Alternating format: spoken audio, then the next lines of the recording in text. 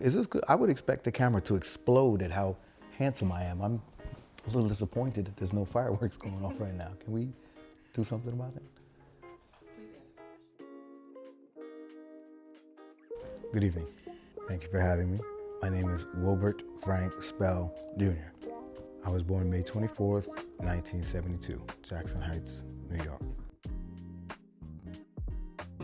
Family means unity. Everybody working to better the unit, the younger ones climbing on the older ones' shoulders, taking care of each other, helping each other get further.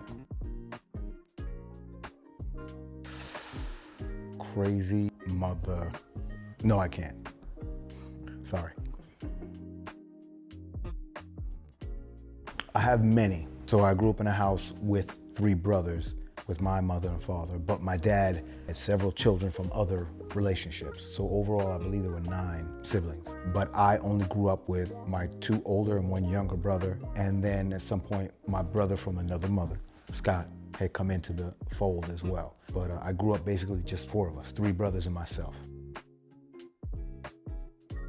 I grew up in the 70s, 80s, and 90s. And so my mom and dad always worked. My dad, he worked nights and he slept during the mornings. So like I never really saw my dad. I never really communicated with my dad. I saw him every day, but I never had a relationship other than him being the disciplinarian. My mom, she was the mainstay of the family. I got a lot of my personality from my brothers. My oldest brother was 7 years older than me. And so it was almost a male-run household. In the 70s, you could basically do what you want. As long as you're in one piece, there was no issue. So it was a very free-for-all family as far as doing what you want. But when it came to discipline, we feared my father. So we had a steady balance of fear and discipline and freedom.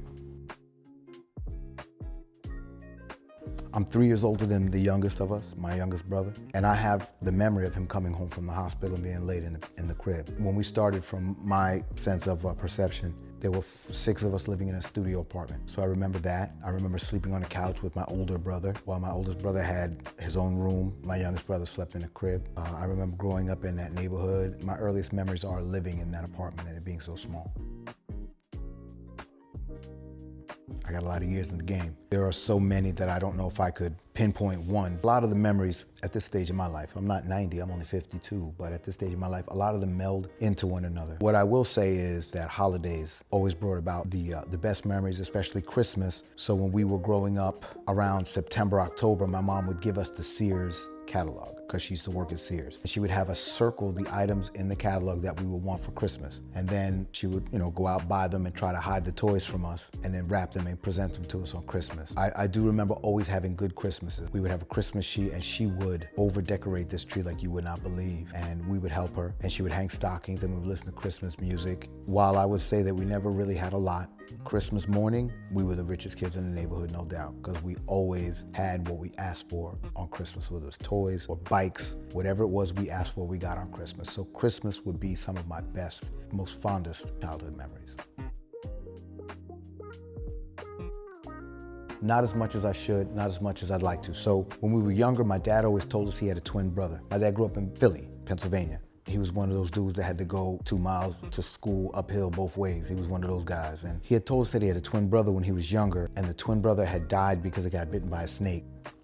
That doesn't even sound like a real story, but that's what he told us. But he never gave us that much more information on him. And then I use the word conscious. I wasn't really conscious of things like lineage and whatnot. As a young man, I had the opportunity to delve into it with my father's mother, but I never did. His father, who my last name is after, is not his biological father. His biological father's name is Cole. From my father's side, I really don't know much more than that. From my mother's side, I know that her family was from Maryland, and in that area, they owned a plantation. I know that my mom, her lineage is German and Scottish, and my dad is of some descent from, I don't know if it's African or Jamaican or even Native American.